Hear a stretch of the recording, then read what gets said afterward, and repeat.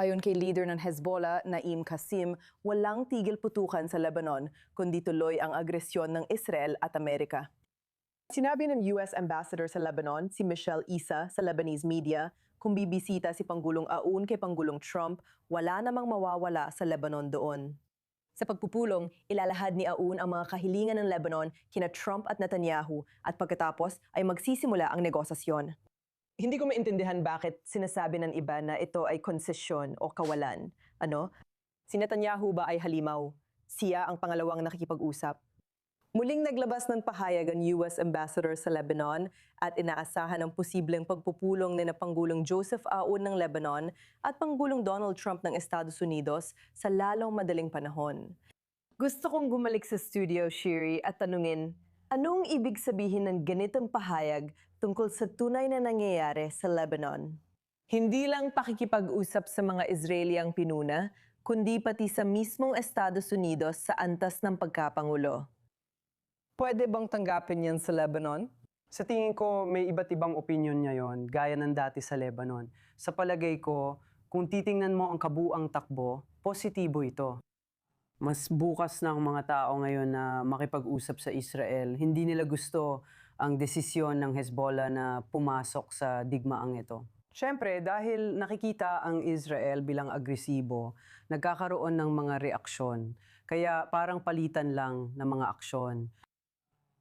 Huminga ng malalim at ito ang kabuuang larawan. Sa tingin ko, kung titingnan natin sa kabuuan, kung ang rehimen ng Iran ay lubos na humina, at ito talaga ang layunin natin. Magkakaroon ng kahirapan ng Hezbollah na manatiling kasing lakas nito ngayon. Muli, matagal itong proseso at kailangan nating maging mapagmatsyag at kailangan din nating gumamit ng iba pang mga paraan na nasa ating kakayahan, hindi lang ang mga militar na paraan. At ito ay isang uri ng pagkamahinog ng Israel bilang isang regional na kapangyarihan na nasasaksihan natin sa mga nagdaang buwan. Sa palagay ko, interesante ang panahon na yon sa gitnang silangan. Talagang interesanteng makita kung paano may papel ang Israel sa lahat ng ito. Balyag, alam kong binabantayan mo rin ang mga pangyayari sa Hilagang Prente, lalo na ang pag-atake ng Hezbollah at balita mula sa Lebanon. Narinig natin kay Shiri tungkol sa magkakasalungat na mensahe at magkakaibang tinig. Kaya pagdating sa hinaharap, anong maaari nating asahan pagdating sa diplomatikong landas na lumilataw ngayon?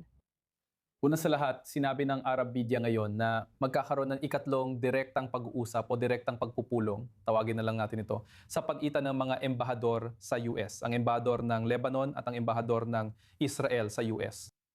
Ngayong linggo, sa mga susunod na araw, tila itinanggi ng magkabilang panig na magkakaroon ng ganitong pagpupulong. At ngayon, si Nawaf Salam na yung araw, ang punong ministro ay nagsalita tungkol dito. Sinabi niya na tayo ay nasa mga unang-unang yugto pa lamang ng negosasyon. Hindi pa nga nila tinatawag na negosasyon ito. Mga pag-uusap pa lang ito bilang paghahanda para sa mga negosasyon. Hiniling ng pamahalaan at pagkapangulo ng Lebanon sa Israel na itigil ang kanilang pag-atake upang matiyak na titigil na ang digmaan, pati na rin ang pag-atras mula sa mga lugar na kanilang nasakop na sa timog ng Lebanon at syempre ang pagtigil sa paggiba ng mga bahay doon.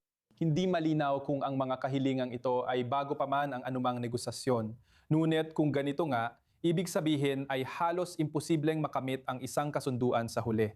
Kaya napakalaking problema nito. Akala natin mas handang magbigay ng konsesyon ang pamahalaan ng Lebanon kaysa Hezbollah at makipagkasundo sa Israel. Hindi pala ganon. Ang gusto nilang makita, at iyon ang aking naiintindihan mula sa Pangulo at Punong Ministro, ay gusto nilang patunayan sa Hezbollah na sa totoo lang ang negosasyon at diplomasya ay maaaring pigilan ng Israel sa pag-atake sa Lebanon, sa paggiba ng mga bahay, at sa pagsakop sa paraming lupain. Kaya naman nila ginagawa ito ngayon. Hindi pa rin malinan kung ano ang maibibigay nila sa Israel kapalit ng aksyon ng Israel. Pero ito ang sitwasyon na yon.